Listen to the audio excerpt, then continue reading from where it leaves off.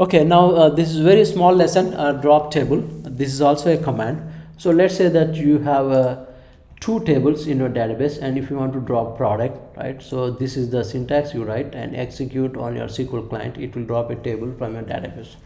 And remember, it will not only drop the table structure, it will also delete your entire table data, so you cannot redo, right? So make sure you back up before you do something like this. Okay, this is very small command, and then if you see, this syntax is similar between all the 4DB platforms. Okay, and then the purpose is like, is just to permanently delete a table. There is nothing like on Windows, when you delete a file, you can go to trash and you can say restore. There is nothing like that. Okay, effect, it removes table structure, all its data, and again, if there are any sub objects on the table, it will also drop those objects. And one more thing, you cannot drop a table if it is referenced in other child table. Okay, this is foreign key. We'll go in detail towards end of this chapter. So here is a small example. Product type, you have product type ID, product type and description, and then there is another table, product.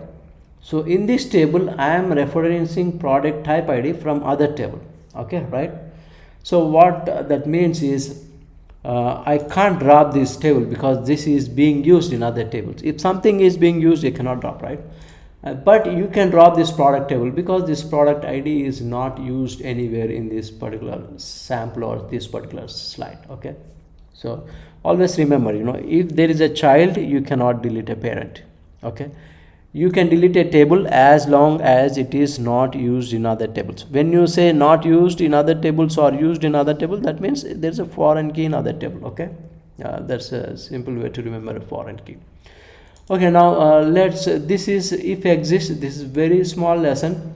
Let's say that in chapter lesson 1, we wrote SQL commands to create a table. So what this will do is, this will run this code if this table doesn't exist. It's so that you then don't get error. But practical implementation is like it doesn't make any difference whether you write this or not.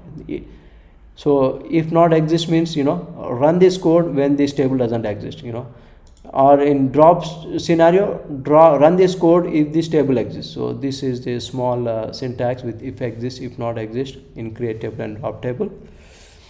So